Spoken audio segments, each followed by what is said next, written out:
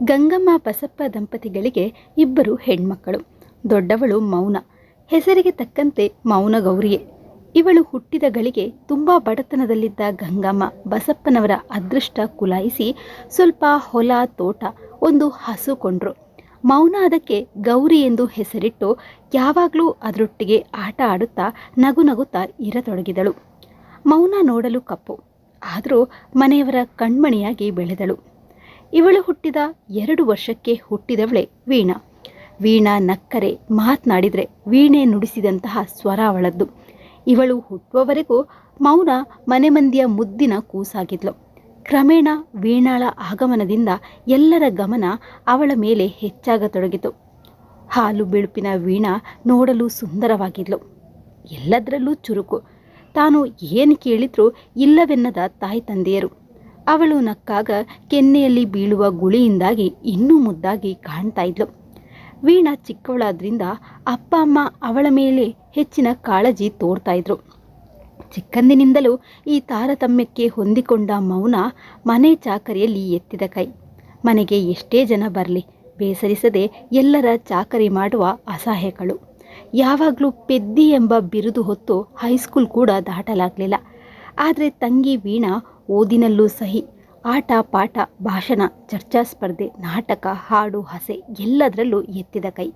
ಮೌನ ತನಗೆ ಬೇಸರ ದುಃಖ ಆದಾಗಲೆಲ್ಲ ಅದನ್ನು ಮರೆಯಲು ಗೌರಿಯ ಬಳಿ ತೆರಳಿ ಅವಳ ಮೈದವಡುತ್ತಾ ಮುದ್ದು ಮಾಡುತ್ತಾ ಸಮಾಧಾನವಾಗ್ತಾ ಇದ್ಲು. ಮೌನ ಬಂದರೆ ಗೌರಿ ಅಂಬ ಅಂಬ ಎಂದು ಕೂಗುತ್ತಾ ತನ್ನ ಪ್ರೀತಿಯನ್ನು ತೋರಿಸ್ತಾ ಇತ್ತು.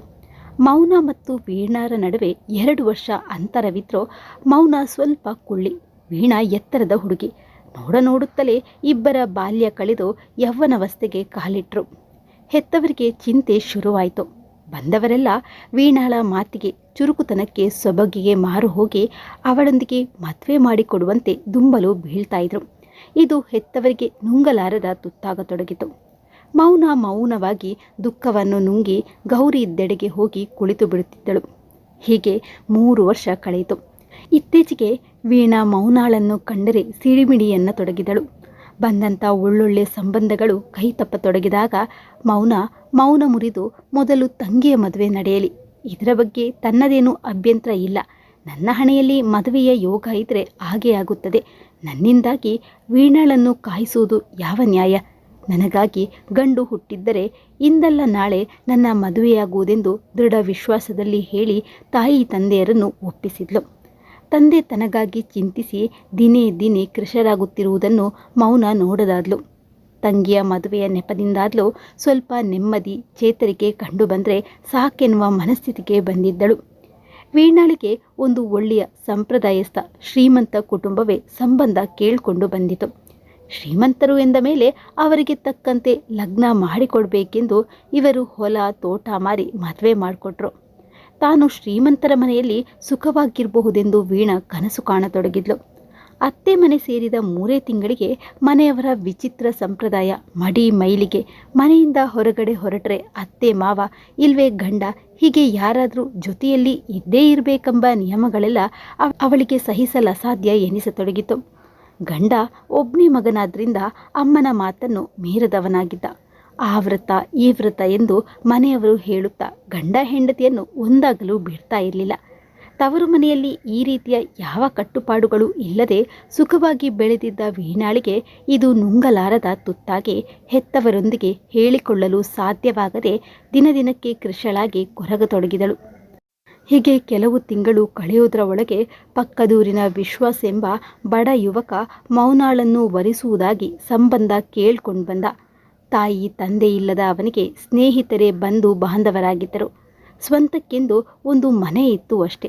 ದಿನಸಿ ಅಂಗಡಿಯೊಂದರಲ್ಲಿ ಕೆಲಸ ಮಾಡಿಕೊಂಡಿದ್ದು ಊರಿನ ಮಂದಿಗೆ ಪ್ರೀತಿ ಪಾತ್ರನಾಗಿದ್ದ.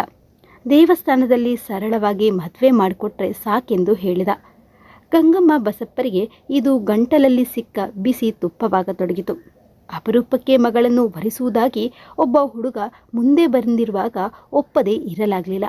ಆದರೆ ಅವರಿಗಿದ್ದ ಚಿಂತೆ ಎಂದರೆ ಇಲ್ಲಿಯೂ ಯಾವುದೇ ಸುಖ ಕಾಣದವಳು ಅಲ್ಲಿಯೂ ಹೀಗೆ ಇರಬೇಕಾಗುತ್ತಲ್ಲ ಎಂಬ ಸಂಕಟ.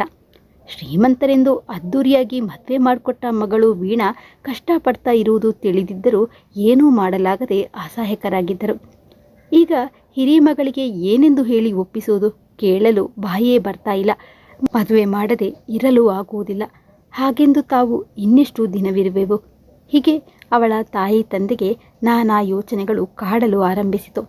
ಇವರ ತಳಮಳವನ್ನು ಅರಿತ ವಿಶ್ವಾಸ್ ಅವರಿಗೆ ಧೈರ್ಯ ತುಂಬುತ್ತಾ, ಮೊದಲಿಗೆ ನಿಮ್ಮ ಮಗಳೊಂದಿಗೆ ಮಾತನಾಡಲು ಅವಕಾಶ ಕೊಡಿ. ಅವರೊಪ್ಪಿದ್ರೆ ನಿಮ್ಮ ಅಭ್ಯಂತರವೇನೂ ಇಲ್ಲ ಎಂದುಕೊಂಡಿದ್ದೇನೆಂದು ವಿನಯದಿಂದ ಕೇಳ್ಕೊಂಡ. ಸರಿ, ಒಪ್ಪುವ ಬಿಡುವ ನಿರ್ಧಾರ ಮಗಳಿಗೆ ಬಿಟ್ಟು ನಿನ್ನ ಯಾವುದೇ ನಿರ್ಧಾರಕ್ಕೂ ನಮ್ಮ ಸಮ್ಮತಿ ಇದೆ ಎಂದರು. ಗೌರಿ ಒಪ್ಪಿದ್ರೆ ಮಾತ್ರ ನಿಮ್ಮನ್ನು ವರಿಸುವೆ ಎಂದು ಮೌನ ವಿಶ್ವಾಸ್ ಬಳಿ ಹೇಳಿದ್ಲು. ಗೌರಿಯ ಬಗೆಗಿನ ಪ್ರೀತಿ ಅವನಿಗೆ ಅರಿವಾಯಿತು. ಹಾಗೆಯೇ ನನ್ನ ಇನ್ನೊಂದು ಕೋರಿಕೆ ಇದೆ. ನಾನೊಬ್ಬಳೇ ನಿಮ್ಮ ಮನೆಯ ಗೃಹ ಪ್ರವೇಶ ಮಾಡುವುದಿಲ್ಲ. ಅಪ್ಪ ಅಮ್ಮನೊಂದಿಗೆ ಗೌರಿಯನ್ನು ಕರೆದುಕೊಂಡು ಬರಲು ಒಪ್ಪಿಗೆ ಇತ್ತರೆ ಮಾತ್ರವೇ ಮದುವೆಯಾಗುವುದು ಎಂದು ಹೇಳಿದ್ಲು. ಸದ್ಯ ನನ್ನನ್ನು ಮದುವೆಯಾಗಲು ಒಪ್ಪಿದ್ರಲ್ಲ, ನಿಮ್ಮ ಎಲ್ಲ ಕರಾರಿಗೂ ನನ್ನ ಒಪ್ಪಿಗೆ ಇದೆ ಎಂದು ವಿಶ್ವಾಸ್ ಭರವಸೆ ನೀಡಿದ. ದೇವಸ್ಥಾನದಲ್ಲಿ ಇವರಿಬ್ಬರ ಮದುವೆ ಸರಳವಾಗಿ ನೆರವೇರಿತು. ಇಷ್ಟಾದರೂ ವೀಣಾಳನ್ನು ಅವಳ ಅತ್ತೆ ಮನೆಯಲ್ಲಿ ಕಳುಹಿಸಿ ಕೊಡಲೇ ಇಲ್ಲ. ಮನೆಯನ್ನೆಲ್ಲ ಒಪ್ಪಗೊಳಿಸಿದ ನಂತರ ಅಮ್ಮ ಅಪ್ಪನನ್ನು ಕರೆಸಿಕೊಳ್ಳೋಣ ಎಂದು ವಿಶ್ವಾಸ್ ಮೌನಾಳಿಗೆ ಹೇಳಿ ಕರೆದೊಯ್ದ. 1 ವಾರ ಕಳೆದರೂ ಮೌನ ಹೇಗಿದ್ದಾಳೆ ಏನೆಂದು ಯಾರಿಂದಲೂ ತಿಳಿಯದಾಯಿತು. ಅಷ್ಟೆಲ್ಲ ವಿಚಾರಿಸಿ, ಹುಡುಗನ ಗುಣನಡತೆ ಸ್ವಭಾವದ ಬಗ್ಗೆ ವಿಚಾರಿಸಿ ಮದುವೆ ಮಾಡಿದ್ದು ವ್ಯರ್ಥ ಆಯ್ತೆ ಎಂದು ತಾಯಿ ತಂದೆ ಕೊರಗತೊಡಗಿದ್ರು. ಒಂದಿನ ಮುಂಜಾನೆ ಮನೆ ಮುಂದೆ ಕಾರೊಂದು ಬಂದು ನಿಂತಿತು. ಕಾರಿನ ಡ್ರೈವರ್ ಗಂಗಮ್ಮ ಬಸಪ್ಪರ ಬಳಿ ಬಂದು, ಈಗಲೇ ಕಾರು ಹತ್ತಿ, ನಮ್ಮೂರಿನ ಸಾಹುಕಾರರು ನಿಮ್ಮನ್ನು ಕೂಡಲೇ ಕರೆತರುವಂತೆ ಹೇಳಿದ್ದಾರೆ. ನಿಮ್ಮ ಅಳಿಯ ಮಗಳ ಬಗ್ಗೆ ದೂರೊಂದು ಬಂದಿದೆ. ನೀವು ಸ್ಥಳದಲ್ಲಿ ಹಾಜರಿರಬೇಕಂತೆ ಎಂದ. ಇದೆಲ್ಲಿಯ ಗ್ರಹಚಾರ ನಮ್ಮ ಮಕ್ಕಳನ್ನು ಕಾಡುತ್ತಿದೆಯಪ್ಪ ದೇವ್ರೆ ಎಂದುಕೊಳ್ಳುತ್ತಾ ಪಕ್ಕದ ಮನೆಯವರಿಗೆ ಗೌರಿಯ ಕಡೆ ಸ್ವಲ್ಪ ಗಮನ ಕೊಡುವಂತೆ ಹೇಳಿಸಿ ಕಾರಿನಲ್ಲಿ ಹೊರಟರು. ಇವರು ಹೊರಟ ಸ್ವಲ್ಪ ಸಮಯಕ್ಕೆ ಗೌರಿಯು ತಡೆಯಲಾಗದೆ ಕಟ್ಟಿದ್ದ ಗೂಟದ ಸಮೇತ ಕಿತ್ಕೊಂಡು ಕಾರನ್ನು ಹಿಂಬಾಲಿಸತೊಡಗಿದಳು. ಕಾರು ಸೀದಾ ಒಂದು ಭವ್ಯ ಬಂಗಲೆಯ ಮುಂದೆ ನಿಂತಿತು. ಡ್ರೈವರ್ ಕೆಳಗೆ ಇಳಿದವನೇ ಹಿಂಬಾಗಿಲು ತೆಗೆದು ತಲೆ ತಗ್ಗಿಸಿ ನಿಂತ. ಕಾರಿನ ಶಬ್ದ ಕೇಳಿ ಬಂಗಲೆಯೊಳಗಿನಿಂದ ಮೌನ ಒಂದೇ ಓಟದಲ್ಲಿ ಓಡಿ ಬಂದು ತಾಯಿ ತಂದೆಗೆ ನಮಸ್ಕರಿಸಿದಳು. ಓಡುತ್ತಾ ಬಂದ ಗೌರಿಯು ಕಾರಿನ ಬಳಿ ಬಂದು ಅಲುಗಾಡದೆ ನಿಂತು ಬಿಟ್ಲು.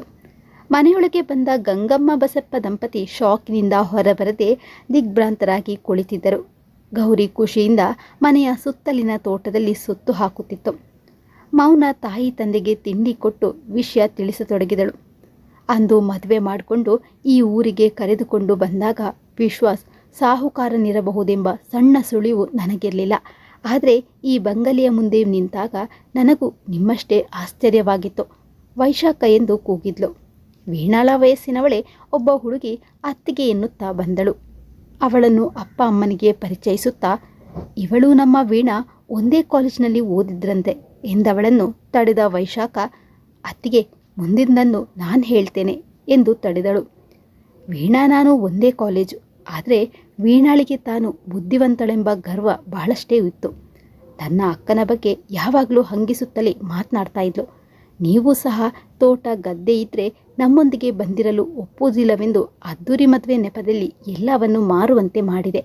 ಹಾಗೆಯೇ ವೀಣಾಳಿಗೆ ಬುದ್ಧಿ ಕಲಿಸಲೇಬೇಕೆಂದು ಅವಳನ್ನು ನನ್ನ ಚಿಕ್ಕಣ್ಣನಿಗೆ ತಂದುಕೊಂಡು ಆಚಾರ ನಿಯಮ ನಿಷ್ಠೆ ಎಂದು ಹೆಚ್ಚಾಗಿ ಗೋಳಾಡಿಸಿ ಅವಳಿಗೆ ತನ್ನ ತಪ್ಪಿನ ಅರಿವಾಗುವಂತೆ ಮಾಡಿದ್ದೇವೆ. ಈಗ ನಿಮ್ಮ ಮಗಳು ಕಾದ ಕಬ್ಬಿಣವನ್ನು ಬಡಿದಾಗ ಹದವಾಗುವಂತೆ ಸರಿ ಹೋಗಿದ್ದಾಳೆ. ಮೌನ ತುಂಬ ಸರಳತೆಗೆ ಬೆಲೆ ಕೊಡ್ತಾ ಇದ್ರು. ಹಾಗಾಗಿ ಅವರಿಷ್ಟದಂತೆ ನಮ್ಮಣ್ಣ ಸರಳವಾಗಿ ವಿವಾಹ ಮಾಡಿಕೊಂಡ್ರು. ಈ ಕಾರಣದಿಂದಾಗಿ ನಾನು ನಮ್ಮಿಬ್ಬರ ಅಣ್ಣಂದಿರ ಮದುವೆಗೆ ಹಾಜರಾಗದೆ ಪ್ಲ್ಯಾನ್ ಮಾಡಿದೆ. ನನ್ನ ಅಣ್ಣಂದಿರ ಜೊತೆ ನಮ್ಮ ಅಪ್ಪ ಅಮ್ಮನೂ ಸಾಥ್ ಕೊಟ್ಟರು. ನಾಡಿದ್ದು ಇಬ್ಬರ ಮದುವೆಯ ರಿಸೆಪ್ಷನ್ ಬೆಂಗಳೂರಿನಲ್ಲಿ ಇಟ್ಕೊಂಡಿದ್ದೇವೆ. ಅದುವರೆಗೂ ಈ ವಿಷಯ ವೀಣಾಗೆ ತಿಳಿಯುವುದು ಬೇಡ. ಸಡನ್ನಾಗಿ ಅವಳ ಮುಂದೆ ಹೋಗಿ ಆಶ್ಚರ್ಯಪಡಿಸೋಣ. ಇನ್ಮೇಲೆ ನಾವೆಲ್ಲ ಇಲ್ಲೇ ಒಟ್ಟಿಗೆ ಈ ಮನೆಯಲ್ಲಿ ಹಾಯಾಗಿ ಇರಬಹುದು. ಮಕ್ಕಳು ಕಣ್ಮುಂದೆ ಇದ್ದರೆ ನಿಮಗೂ ಸಮಾಧಾನ ಅಲ್ವಾ ಎಂದಳು. 2 ದಿನ ಬಿಟ್ಟು ಎಲ್ಲರೂ ಬೆಂಗಳೂರಿನಲ್ಲಿದ್ದ ವೀಣಾಳ ಮನೆಗೆ ಬಂದಿಳಿದರು. ಎಲ್ಲರನ್ನೂ ನೋಡಿ ವೀಣಾಳಿಗೆ ಆಶ್ಚರ್ಯ. ತಾಯಿ ತಂದೆ ಅಕ್ಕನನ್ನು ನೋಡಿ ಸಂತೋಷದಿಂದ ಸಂಭ್ರಮಿಸಿದ್ಲು. ಓಡಿ ಬಂದವಳೆ ಅಕ್ಕನ ಬಳಿ ಕ್ಷಮೆ ಕೇಳಿದ್ಲು. ವೈಶಾಖಳನ್ನು ಅವರ ಜೊತೆ ನೋಡಿ ಆಶ್ಚರ್ಯ ಆಯ್ತವಳಿಗೆ. ನಿಧಾನವಾಗಿ ನಡೆದದ್ದನ್ನೆಲ್ಲ ತಿಳಿದಾಗ ತನ್ನ ತಪ್ಪಿನ ಅರಿವಾಗಿ ನಾಚಿಕೆಯಿಂದ ಮುದುಡಿ ಎಲ್ಲರ ಬಳಿ ಕ್ಷಮೆ ಕೇಳಿದ್ಲು. ಮೌನ ವೀಣಾ ಒಂದೇ ಮನೆಗೆ ಸೇರಿದ್ದು ಹೆತ್ತವರಿಗೂ ಖುಷಿಯಾಯಿತು.